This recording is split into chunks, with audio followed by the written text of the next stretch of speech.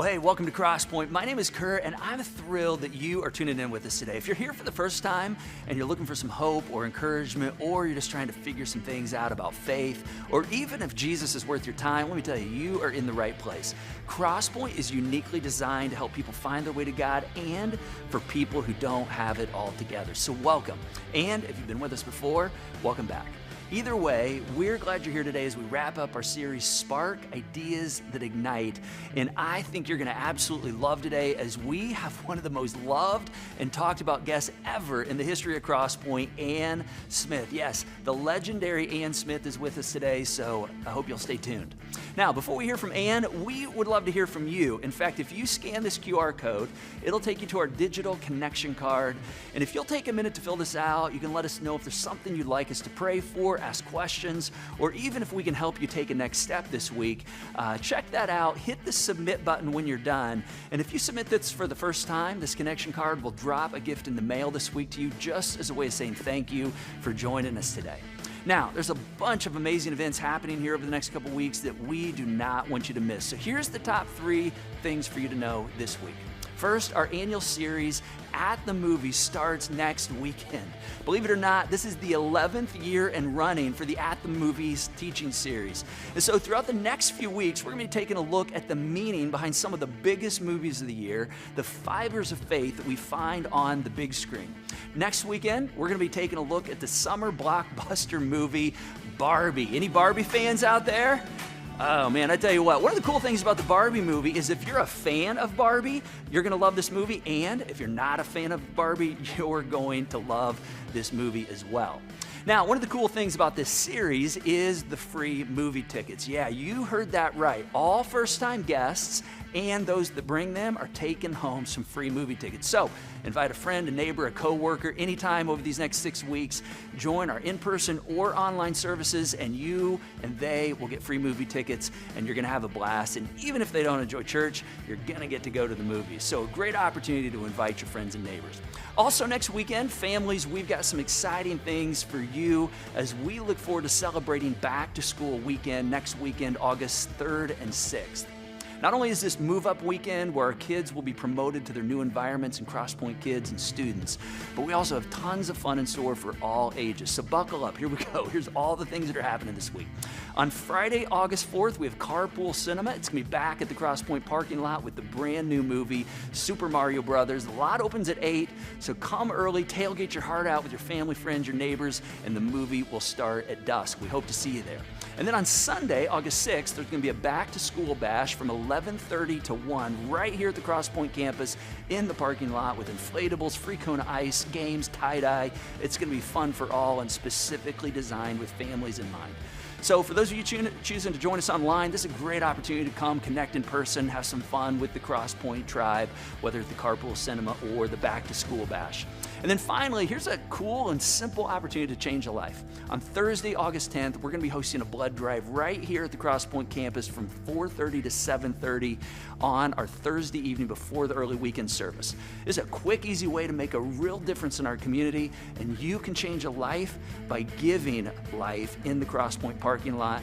One donation can save up to 3 lives. So sign up for a time slot today at the event page, crosspointweb.org/blood drive. All right, we have got a great service for you today. One of my good friends and my mentors, Ann Smith, is with us today. And I want to bring you a conversation that she and I had earlier this week that I think is going to spark some pretty amazing things, not only in your life, but perhaps in those in your circle of influence, the people you interact with each and every day. So grab a cup of coffee, your favorite beverage, and let's go pay a visit with Ann. Well, hey, Crosspoint, so excited to be able to bring a conversation with Ann. Thank you for joining us, Ann. Every time we talk, you are working on new ideas, and you have one that you've been wrestling through that I think will help us process through what it means to maybe create some change and spark in our world. Let's talk about this idea you're working on right now. Well, for some time now, I've been working on this idea of a language that does not require words. Now, what all that means, I'm not sure yet because I'm in process with this. But I've been thinking about it, that there is a language that does not require words. And what does that mean? We are so much into words in our culture. I mean, it's everybody's talking. It seems that everybody's talking, nobody's listening, really. But words are so much a focus of ours. And I'm convinced that words are sometimes get in the way. And it's this thing, this spirit about us, the vibes we give off. Kurt, you know, and I know that if a person's words and their vibes are not in harmony, we know which one people are going to take away. It will not be the words, it will be the vibes. If I am saying all of the right things, but in my spirit I am feeling that this person is an irritation, I need to get out of this, I need to do whatever, they are going to pick up on that rather than paying attention to whatever words I may be saying that are really good. Yeah. I really believe that we need to give attention to the vibes we give off. And by vibes, I mean spirit. At this stage of my life, I am so focused on guarding my spirit. If I don't care how accurate my theology is, or I don't care how accurate my thinking is, if my spirit is wrong, I do damage to the work of the kingdom and I do damage to relationships. I just believe that there's something that goes way, way beyond words.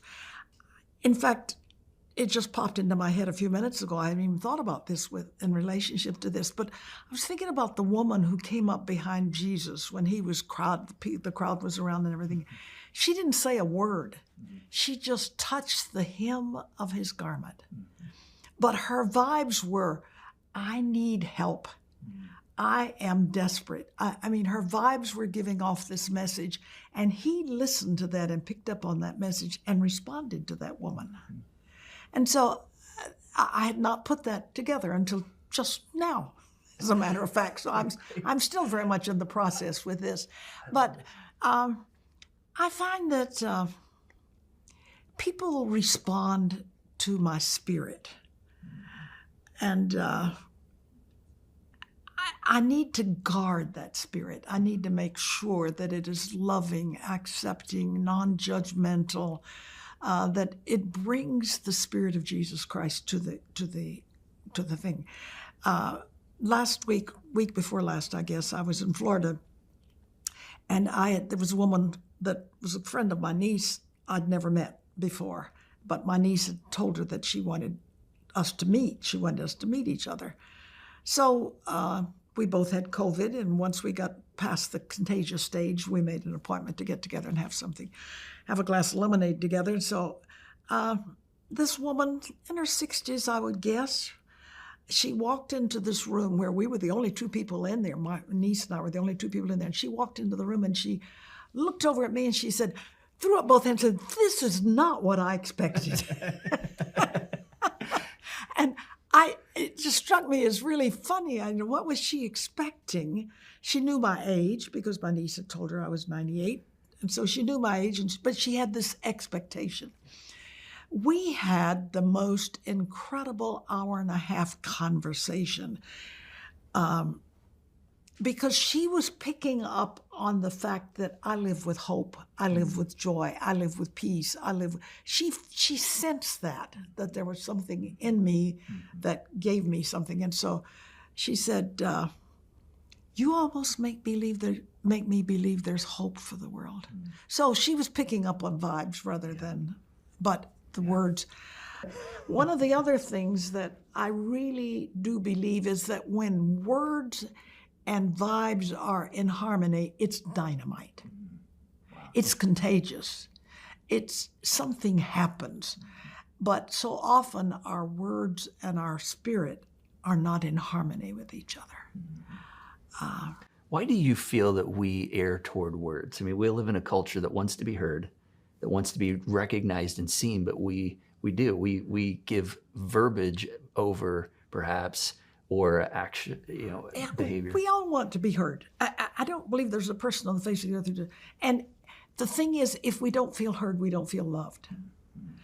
There are several things I think that contribute to that. One is that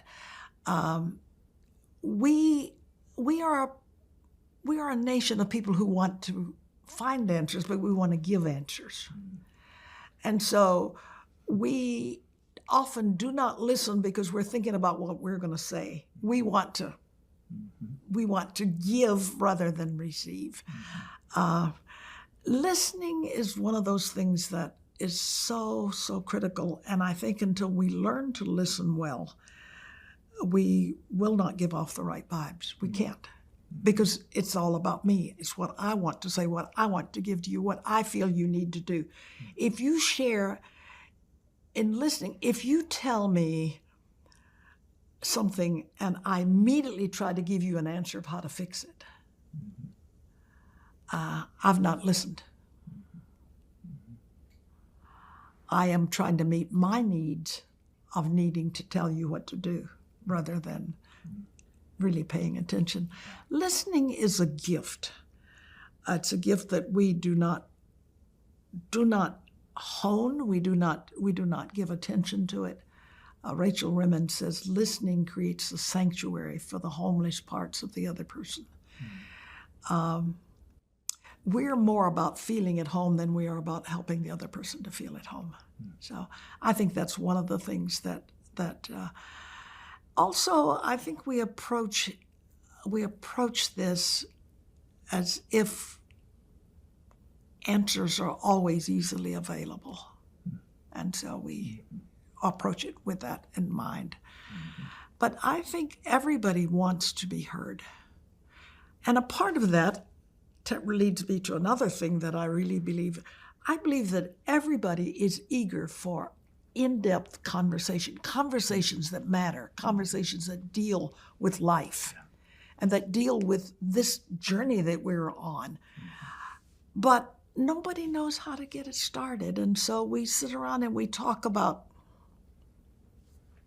celebrities, we talk about sports, we talk about the weather, we talk about problems, we talk about, and some people just simply talk about the world's going to hell in a handbasket. And they're pessimistic and they're just oozing their pessimism. But people really, if you will give them a chance, they want to talk about what matters. But we don't know how to get it started. And so we end up just talking about things that really don't matter. Would you say a lot of times that has to do with the reality that we don't listen? Oh, absolutely. Absolutely, I think it's because we don't listen. And when we listen only to the words. We don't listen to what's behind the words. We don't try to pick up on what the person is telling us with body language, with their vibes that they're giving off. I sometimes sit in it's also our fear, before I say this, it's our fear of being known. We want to be known, but we're afraid to be known. We want to be heard, but we are afraid nobody's really going to listen. But I sometimes will sit in a group of people. I can be sitting in church, for instance, and I'll be thinking, wow, if all of the energy used in hiding were used for something constructive for the work of the kingdom, we could change the world. But we use up so much of our energy in hiding. We want to be known, but we're afraid to be known. We want to be heard, but we're almost afraid to be heard. Listening involves the whole person. It's not just the words. Words are important, but there's something that goes beyond words. This is interesting. My mother had probably a 3rd or 4th grade education.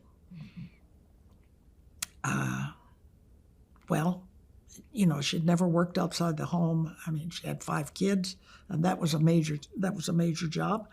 And I came from I would not even say a middle-class family at all. I mean, we really, education was not a part of life. But my mother had probably a 3rd or 4th grade education. But after I went to Japan, she wanted to visit me in Japan. She did not own a house. She did not own a car. She really had nothing. She did laundry to earn her keep so that she could have food to eat. She did laundry. But my mother wanted to visit us in Japan. She just wanted so much to do that.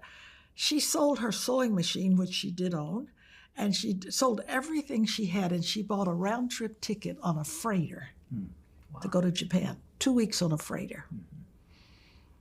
And we told her that we'd do our best to, she'd have a place to live and food to eat, and we'd do our best to give her $10 a month she could spend any way she wanted to. She came out and stayed with us. But what I want you to know is that my mother spoke not one word of Japanese, not one word.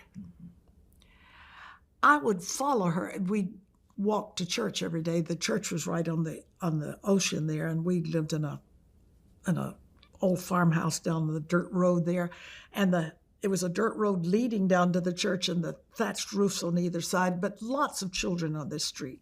My mother would start to church, and the children would all come out and walk with her to church. They'd go to Sunday school. And they would laugh and talk and have the best time, and neither one knew what the other one was saying. Not one thing. She went to kindergarten every day and taught the children English. She'd say, nose. Now you say it, nose, But she had this way of connecting with people without words. When she left, she had to leave because there was no heat in our house and the winters were too hard for her because she was up in age. When she left, the train platform was filled with Japanese people. I mean, I have no idea how many were there. And it's just the old steam train. The doors were open, the windows were up, and she was standing in the door, and they were hanging onto her. And one woman ran the full length of the platform to where there was this drop-off, hanging onto my mother. And people were weeping.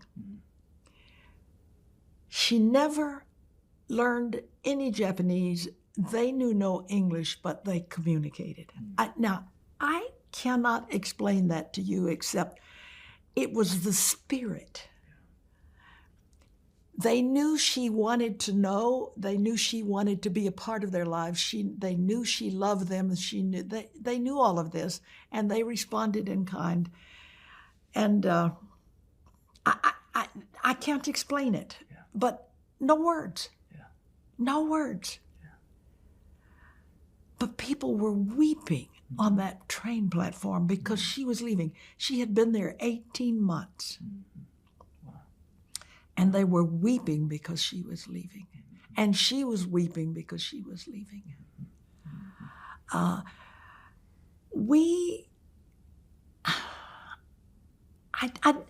hesitate to say this because it's not about me. It's about the God who dwells in me, and the more I learn, I want to discover what it's like to be His presence, to be His love, to be His care, to be His concern when I'm with someone and that they feel it. You said something in our earlier conversation that we have a thirst and a longing for answers and knowledge. And it gets in the way sometimes of us sensing and feeling what the Spirit may be doing right in our midst. Oh, I think it's easy for us to want answers more than we want God. We have this. We are a product of a culture where logic and reason are everything. And we miss so much because we are not present.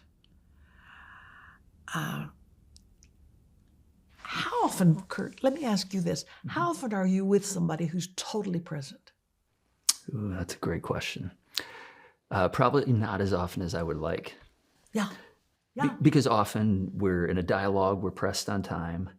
We need to communicate what I feel or what the other person feels. We need to get to a solution so we can move on and get to the next problem. Yeah. Whether it's a personal relationship, work relationship, whatever engagement it with is. somebody in the neighborhood, in the community. Yeah. But to be totally present, to not be watching the clock, to not be thinking about what you want to say, to not be trying to find an answer or a solution, to just shift into neutral and be totally present, that is rare. Yeah. That is rare. So our world over the last 4 years changed with COVID. Yeah. And it's almost like we had a chance to reset, to reclaim, which our family has found some of those. We discussed some of those in our earlier conversation of moments that we have around the table in the evenings where we just spend time together and it lingers and goes on. As the world's reopened, we've kind of just got back to our old ways. How much of our busyness and our activity in our life do you feel gets in the way of us being able to express ourselves without words? I will tell you that when I first came back to the States to live after 30 years away from our culture, I was blown away. I expected, of course, to fit right in, which I did not fit. But I expected to fit right in. But there were several things that just bumfuzzled me. The church, for instance, would have times of fellowship, but they'd come together and spend time together and walk away and not know any more about each other than they knew when they came. And this puzzled me. It was not what I call fellowship. It was, you spend time together, but it's not that. That really, really puzzled me. I have a fear for the American culture that has been with me ever since I returned to live in this culture, which has now been more than 40 years since I've been back in it. But I have this fear that we're going to end up as a nation of people whose lives are filled with activity but experience nothing. Do you ever watch people eat? It's all gone. Who takes 2 hours to eat a plate of food? Because the conversation is so enriching.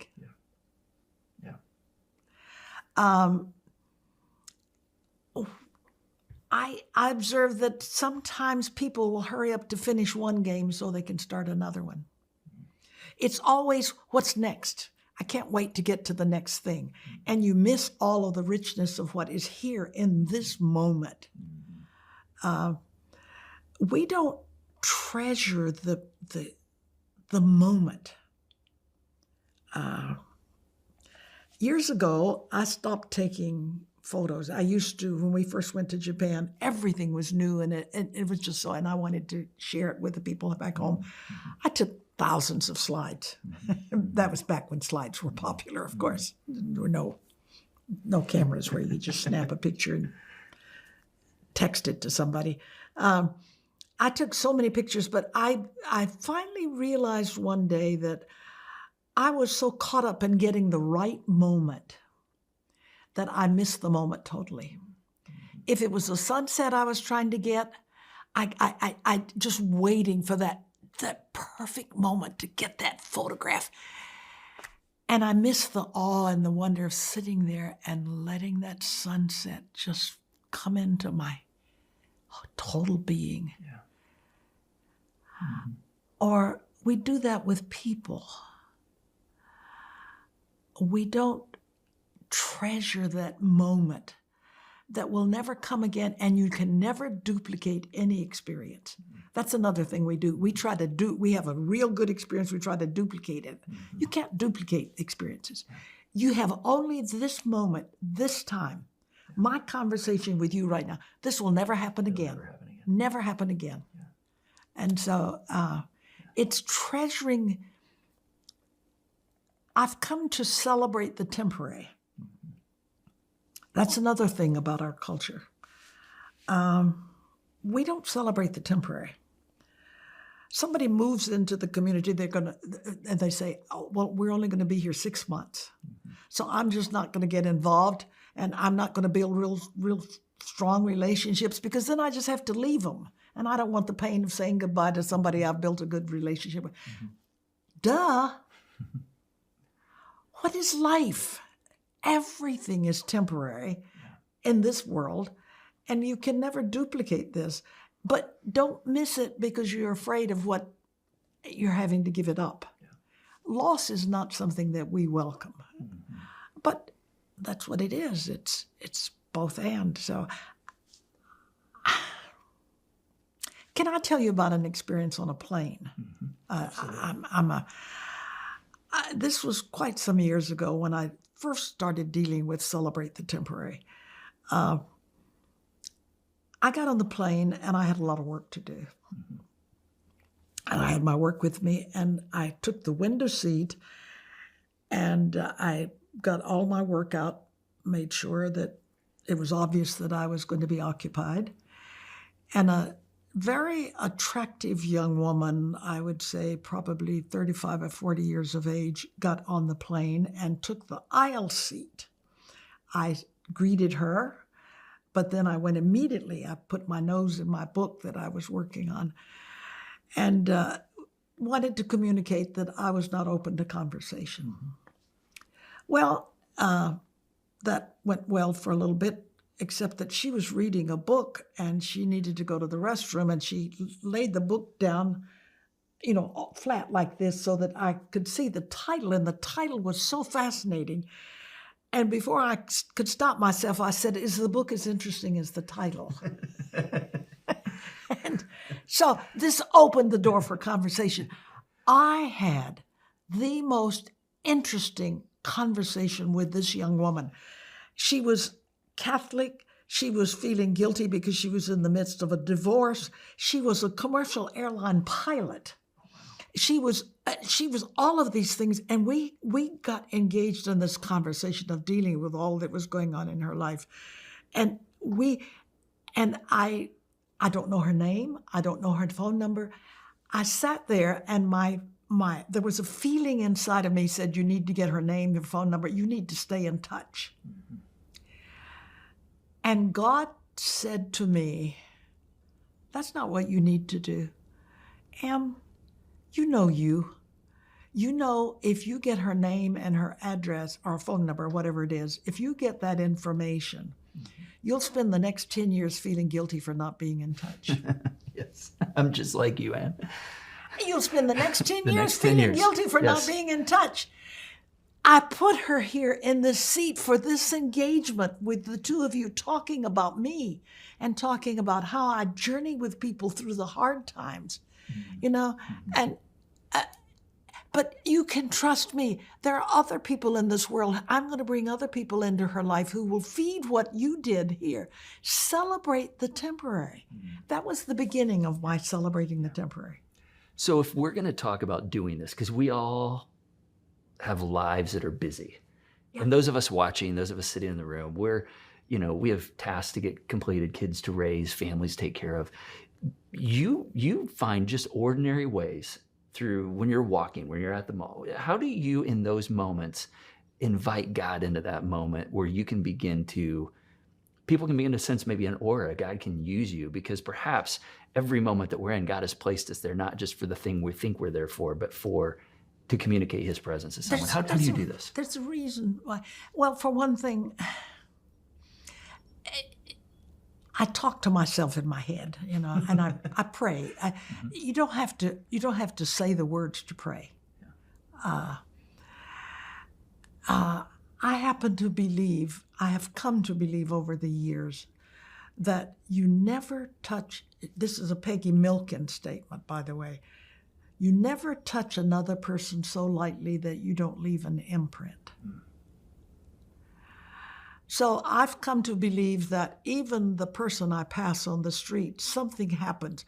We're not aware of it. I'm not aware of it. You're not aware of it, whoever it is who's passing me. But somehow we are changed because we are both human beings. And we are in this world, and we are somehow connected, even though we don't know it and we don't acknowledge it and we don't honor it. But we are connected just simply because we're human beings. So I try to say in my head, God, let me give off the right vibes when I pass this person. I will occasionally take a moment to experiment, just focus on a person in the mall or something. And it's interesting, sometimes they'll come and sit down beside you and tell you their whole life story. Just because you've begun to focus on them. because I focus on them. But also invited God into that moment to perhaps Well, yeah, I use say, you. God, let me give off vibes that this person, that I recognize the value of this person. It's recognizing that there's no such thing as a worthless person. Everybody. Also, the other thing that is important, I think, is we need to really grasp the idea that every person on the face of the earth, bar none, every person has something to teach me. And I need to approach this person as, God, what do you want to teach me through this person? But we are taught in sharing the gospel that we have everything to give and nothing to receive. We're not taught it verbally, but we are taught it sort of, I don't know, subconsciously. Yes. Yeah. That you have something that someone else needs, not recognizing that they have a story that perhaps we need to connect. Why Absolutely. the gospel so meaningful. Absolutely. So it's where the joy of life comes from, really. I have 24 hours in the day. You have 24 hours in the day. And it's a matter of using them, allowing God to use them through us in a way that is going to benefit the other person, but also it's going to benefit me. We think we reward drivenness. We reward activity. We reward, somehow we feel like we have more value if we're just busy.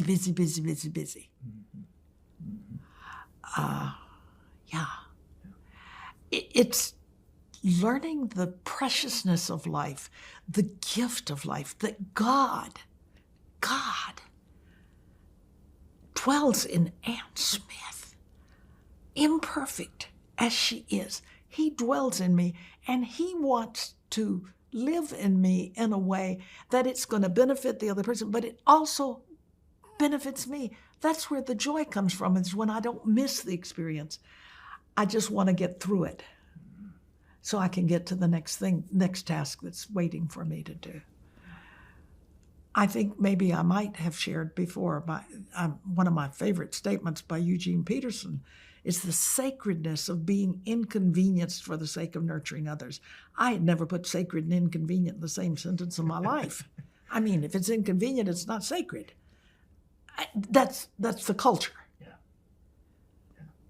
But the culture is, it really, if we really, really, really let Jesus dwell in us the way he wants to dwell in us, inconvenience will not even be a word. Even when Jesus was on the way to something that was very, very important, he still took time. When somebody called out, he knew this would be there when he got there,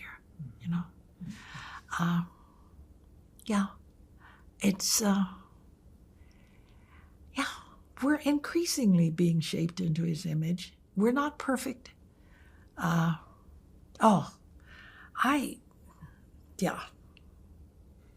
am a master at blowing it. I think we all are.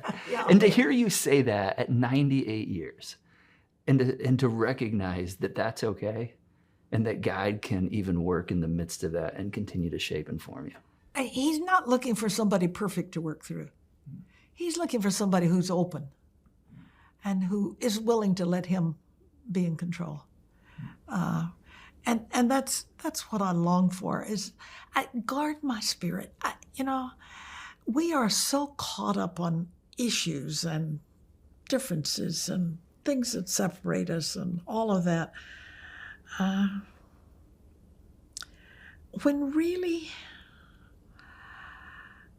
we are all dealing with this thing of what it's like to live this life on this earth and learn what we're supposed to learn and be what we're supposed to be. We all long for that.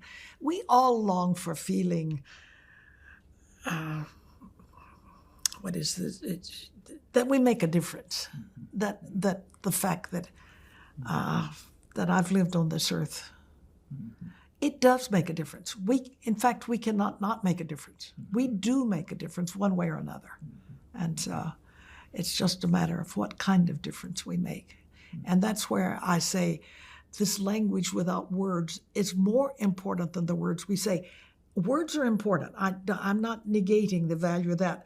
But what I long for is that we emphasize the spirit, the presence, the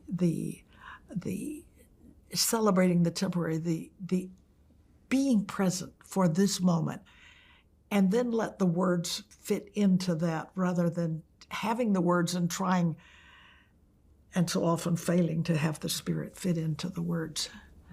I don't know. It's a journey. It's exciting.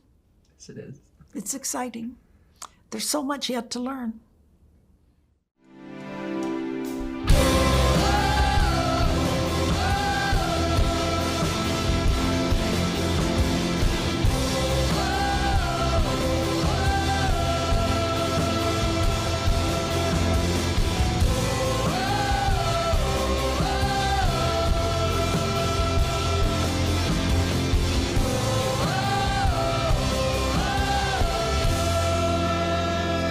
I've been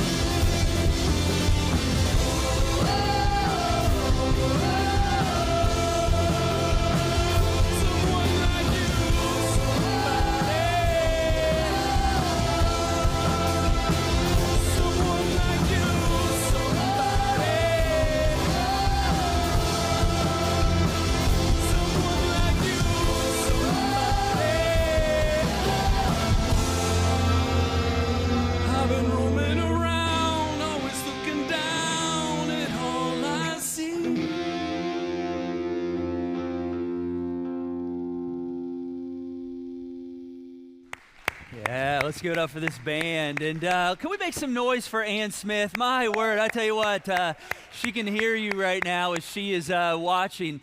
And I don't know about you, but man, I'm ready. I mean, as that song said, am I ready? I'm like, how do I go out? There's something about hearing from Ann and just being inspired by the way that you and I have the opportunity to actually make a difference in the world. And I want to, as we kind of wrap this up, I want to give us a couple next steps. And before I give those to you, I want to kind of connect why this theme, this spark, is so important, this idea of a language without words. Over the past couple weeks, I ran into this recent study from the Gallup organization, and here's what they said. They said, Gallup has documented sharp declines in church attendance, confidence in organized religion, and religious identification in recent years. Americans' beliefs regarding God, angels, heaven, hell, and the devil have also fallen by double digits since 2001. Now, much of the decrease on these fronts has actually happened in the last 4 years. In fact, they go on to say this, still, U.S. adults believe in each entity remains at the majority level, and regular, look at this phrase, churchgoers remain largely resolute in their beliefs.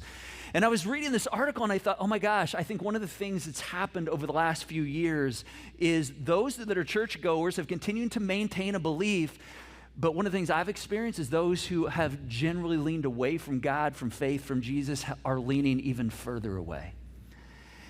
And this is a burden of mine. And as Ann and I were talking, I mean, this is a burden of hers, of how do we give off vibes to this world that doesn't see that Jesus is relevant, that faith is relevant? How do we live in such a way that they see something that they want to be a part of? And, here at Crosspoint, I mean, we're here to help people find their way to God. And so, if you're, a guest with us and you're trying to figure that out, or you're tuning online for the first time, you need to know you're in the right place. I mean, we're a place for people who don't have it all together, and a place for you to kind of take steps at your own pace to figure that out. And if you're a partner around here, or you've taken the step to receive Jesus and to begin to follow, you're now a part of this mission of saying, how do we as a community help people find their way to God? And so I want to give us a couple next steps. I mean, I'm confident when you listen to Ann, I mean, there's probably as many walkouts and things that have landed with us as there are people in this room and tuning in online right now. But I want to give us some very specific walkouts, some things that we can say, okay, what do I do with this week? And so I want you to go ahead and take out your devices. If you filled out the connection card earlier, you should be at that next steps page. If you didn't, you can go ahead and do that real quick. You can scan this QR code and do the logistics real quick, hit next, and you'll see a whole bunch of next steps. And these aren't for me. These are for us to say, okay, what am I going to do as a result of what I heard? And so, perhaps for some of us, the very first one is just saying, hey, this week I'm going to pay attention to my vibes. I'm going to pay attention to the spirit that comes out of me.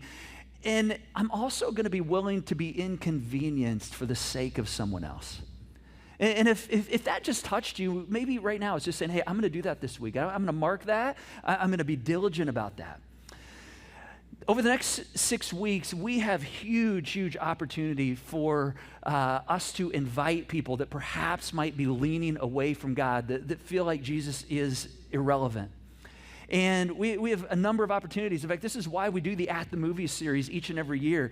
And we're beginning this next weekend. And, not only do we give free movie tickets away, part of the reason we do that is, we're giving you like a slow pitch. We're lobbing an opportunity to say, hey, if you have somebody in your life feels God's irrelevant, Jesus is irrelevant, you might just say, hey, you get a free movie ticket. Worst case, they walk away and don't like church, but they get to go to a movie for free. And you're going to get one as well. And so perhaps over the next weekend or the following week, it's just saying, hey, I'm going to be here. And you can make that a next step. Say, I'm going to be here. I'm going to be here to be a part of that. Or I'm going to invite someone to be a part of that. I'm going to intentionally say, who in my life perhaps needs hope or needs to experience what I've experienced?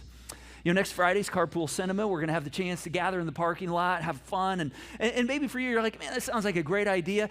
Maybe your next step is to say, hey, I'm going to be a little inconvenienced so I can just be present out in the parking lot when others from our community come. I'm going to be there. I'm going to be there because you never know who might show up that you might be connected to, and they may be the touch that you need. Maybe that's the next step for you this week, and say, hey, I'm going to be there Friday night.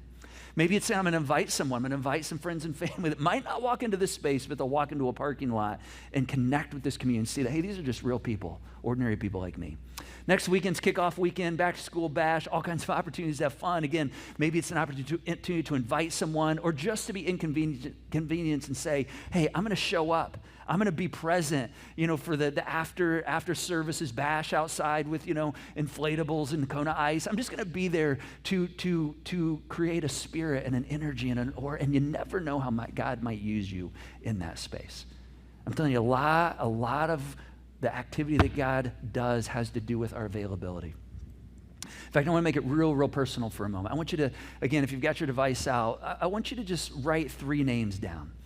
In fact, I want you to ask yourself, who are 3 people in my circle of influence? In fact, there might be names just coming across the front of your mind right now. Who are 3 people in my circle of influence that just need some hope right now? Who are 3 people that perhaps need to experience something like I've experienced, the hope that God has begun to place in me that, God, I just want to pray for this week. I just want to ask, would you write those 3 names down? And would you begin to pray that God would, in some unique way, as Ann said, when we begin to pray, it's amazing how we begin to have opportunities to actually converse, start conversations, hear a story, listen, find someone's location, be able to share the hope that we have, invite. I'll be amazed at what God might begin to do as you write 3 names down. In fact, for some of you, you may actually be here tuning in online right now because somebody cared enough to write your name down. And they said, hey, I just want to be that person for you, and that's why you're here. Don't ever underestimate the power of how God can use you in someone's life, even with the lightest touch. In fact, I loved that phrase that Ann mentioned from Peggy Millen. She said, you never touch another person so lightly that you don't leave an imprint. Let me tell you something that happened at the end of this interview that we had with Ann earlier this week.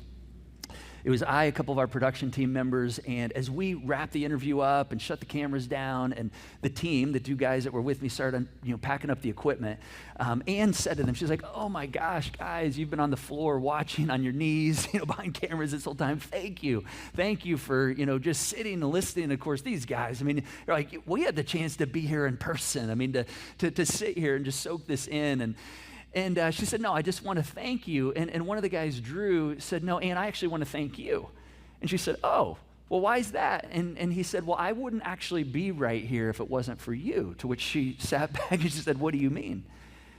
And he said, well, you were actually at Crosspoint a few years ago in person, and there was something I was going through, and as you were talking about driving around the 465 loop in Indianapolis, and you were working on a decision that was in front of you, and just out of the blue, you passed a billboard, a phrase you'd seen many times, but it caught your attention, and you looked at a billboard that said, just do it.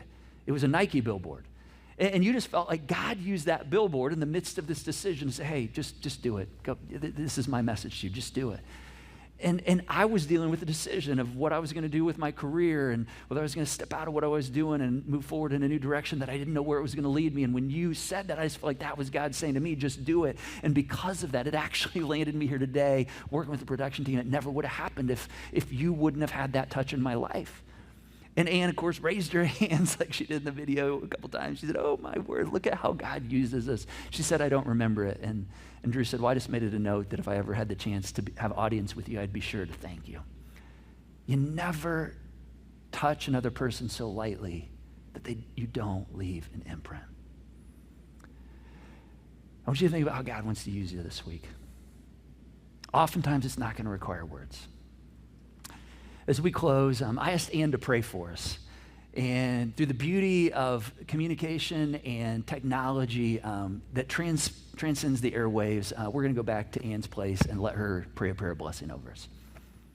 It's been a joy to be with you, and I hope there's been some little something that has triggered you so that you will begin to think about it. But I'd like to close by praying for you because God loves you so very much and wants to journey with you on this incredible journey. So pray with me, please. God, our hearts are overflowing with joy because of your presence in our lives. So often we are unaware of your nearness. We're unaware of your voice. So often we are really not as attentive as you would like for us to be. but you are always there, eager. When we turn our face toward you, you come running toward us, and we are so grateful for that. God, teach us that the more difficult life becomes, the more important and absolutely necessary it is for us to find things to celebrate and to allow your joy to fill us. God, we live in a culture that is passionate about being happy, but never making a distinction between happiness and joy. Happiness depends on the circumstances of our lives, but joy depends on your presence in our lives and how you get us through every situation that comes. You journey with us and you fill us with gratitude. You fill us with joy because you are with us and you are journeying with us no matter how difficult the circumstances may be. So God, teach us to search for those things to give thanks for, to be grateful for, to celebrate. Teach us how to truly, truly celebrate your presence in our lives. God, it's overwhelming to think that this very Spirit of God dwells in Ann Smith, imperfect as she is, as ignorant as she is about many of the things.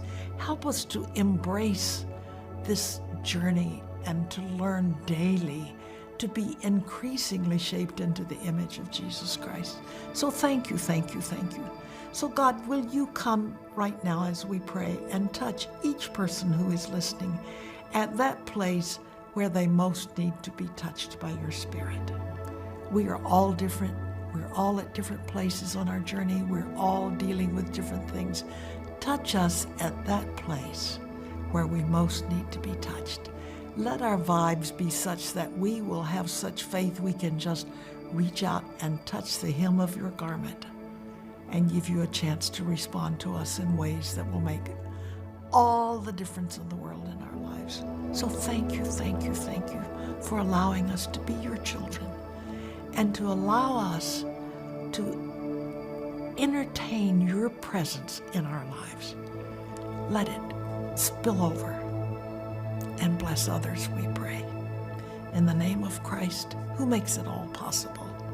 In his wonderful, wonderful name we pray. Amen. Ann, thank you so much for your time with us. Let's give Ann a hand. Let's make some noise for Ann being with us. She is not going to hear you, but she's going to feel this in her spirit today.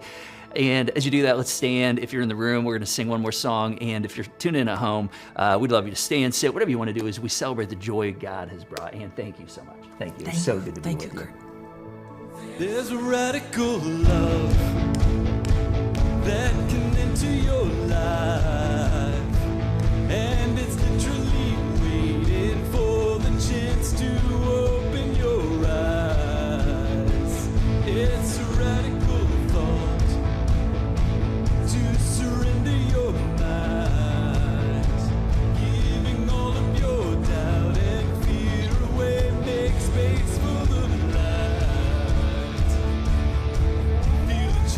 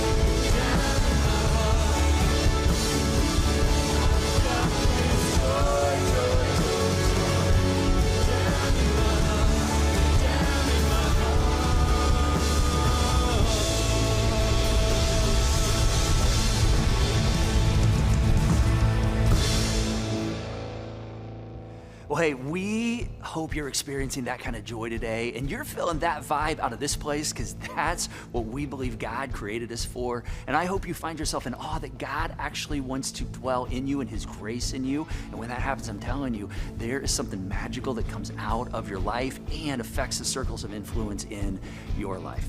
Now, if you made a choice to take advantage of God's goodness and grace, the grace Jesus brings to us by taking a step to trust Jesus as your Savior and your leader today, we would love to celebrate that with you, and you can let us know that on your connection card.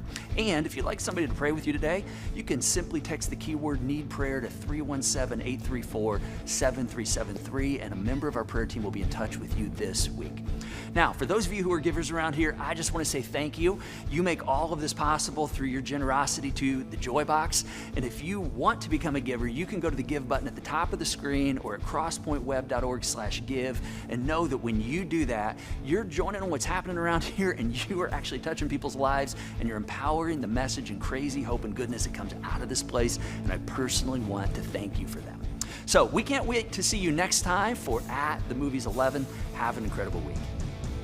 God of hope, fill our hearts with joy.